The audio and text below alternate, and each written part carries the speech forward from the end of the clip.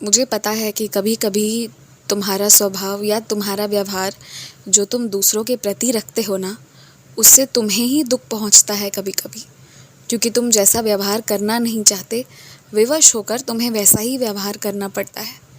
लेकिन ये इसलिए हुआ है क्योंकि तुमने आज से पहले कभी अपने बचपन में तो कभी बड़े होकर कुछ ऐसी चीज़ों को झेला है, कुछ ऐसी गलत चीज़ों को होते देखा है ना, जिसके बाद अब तुम ऐसे ही बन गए हो। तो इसमें गलती तुम्हारी या तुम्हारे स्वभाव की नहीं है। अगर कभी कभी तुम कड़े शब्द का उपयोग करते हो, फिर भी तुम अपने हाथ से तो कभी किसी का कुछ बिगाड़ते नहीं हो ना। मन में दया के भाव तो लेकर चलते हो ना। तो फिर ना अपने आप को और अपने स्वभाव को जैसे है ठीक वैसे ही स्वीकार लो। जो जैसे है वो वैसे ही बढ़िया है, उसे बदलने की कोई ज़रूरत नहीं। और एक बात बताओ, तुम्हें डर किस बात का? इस बात का कि यदि तुम्हारा स्थानांतरण कर दिया जाएगा तो क्या होगा? जहाँ जाओगे वहाँ मेरी मंदिर मिलेगी तुम्हें, मुझ में लीन, मेरी भक्ति में लीन ज़िंदगी में खुश रहोगे तुम।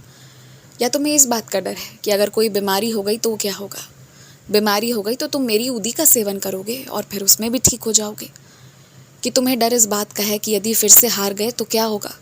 तो एक बार और प्रयास कर लोगे और क्या पता उसी दौरान एक और कोई ऐसा नया रास्ता, कोई ऐसा नया विकल्प तुम्हें मिल जाए जो वाकई में तुम्हें बहुत प्रिय लगे, और शायद तुम उसे ही अपनी ज़िंदगी बना लो।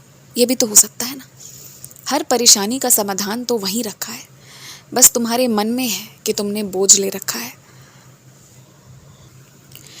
तुमसे लोग मेरे बारे में इसलिए नहीं पूछते हैं कि उन्हें मेरी किसी लीलाओं का श्रवण करना होता है। वो तो इसलिए पूछते रहते हैं क्योंकि उन्हें ये जानना रहता है कि क्या अब भी तुम उतनी भक्ति, उतने विश्वास रखते हो मेरे प्रति या नहीं।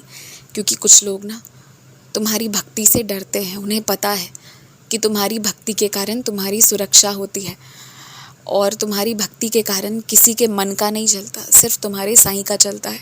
तो वो अपनी मनमानी चला नहीं पाते, और उन्हें डर है इस बात का कि यदि वो तुम्हें नुकसान पहुंचाने की ज़रा भी कोशिश करेंगे ना, तो उसका फल उनकी ज़िंदगी में तुरंत झलक जाएगा। इसलिए वो डर डर कर तुमसे पूछते हैं। वो तो बस इस प्रयास में है ना कि यदि तुम ज़रा भी मेरा हाथ छोड़ो, ज़रा सा भी, तो फिर वो अपना असल रूप तुम्हें दिखा दे। तो इसलिए ना उन्हें मेरे अपने बीच के बातों की जानकारी देने की ज़रूरत नहीं है, लेकिन जैसे पूजा करते आ रहे हो वैसे करने की बेहद ज़रूरत है।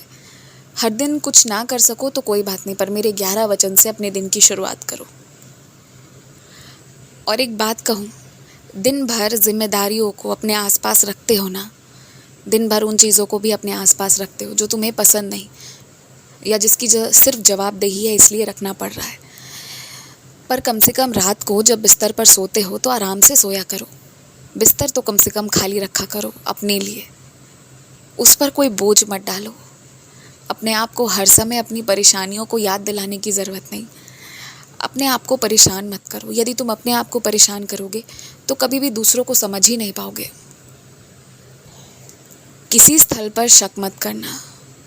कहीं जाने कहीं आने के कारण तुम्हारा कुछ नहीं बिगड़ा है। वो तो तुम पूजा किए, तुम उस स्थल पर मौजूद रहे, इसलिए बिगड़ते बिगड़ते बच गया सब कुछ। और तुम्हें इस वक्त आराम की ज़रूरत है। तुम्हारा शरीर आराम खोजता है और तुम हो कि नए नए काम ढूंढ रहे होते हो। तुम्हें पता है ना, ज़िंदगी के कभी कभी ऐसे भी दौर आते हैं जब थोड़ी सी आराम की ज़्यादा ज़रूरत होती है, तो उस वक्त आराम कर लो ना। क्योंकि फिर ऐसे भी दौर आएंगे जब काम ज़्यादा करना होगा, तो फिर उस वक्त चाहकर भी आराम नहीं कर पाओगे ना। इसलिए कभी कभी कुछ चीज़ें जब कह रही जाती है ना, तो उसे मान लेना चाहिए। हर बात पर अपनी ज़िद चलाना भी ठीक नहीं होता। और हाँ, तुम्हें जहाँ पर शक है कि वो लोग गलत हैं, तो वो बिल्कुल सही है। 100% वो लोग गलत हैं, और दूर रहो उन लोगों से। उस जगह पर तो जाना ही मत। तुम्हारी रक्षा होगी, लेकिन शायद थोड़ी बहुत परेशानियों का सामना करना पड़ जाए, तो वैसे लोगों के पास मत जाना। विकल्प है ना और भी, दूसरा विकल्प चुनो। और दूसरा विकल्प तुम्हारे बहुत करीब है, उसे ही तुम चुनो। तुम्हें आराम भी मिलेगा और तुम्हारी इच्छा भी पूरी होती जाएगी। हमेशा खुश रहा करो, हमेशा मुस्कुराते रहा करो। और हाँ, तुलसी के पौधे को लगाओ और उसको जल भी दो, उसकी सेवा भी करो। तुम्हारा खूब कल्याण होगा।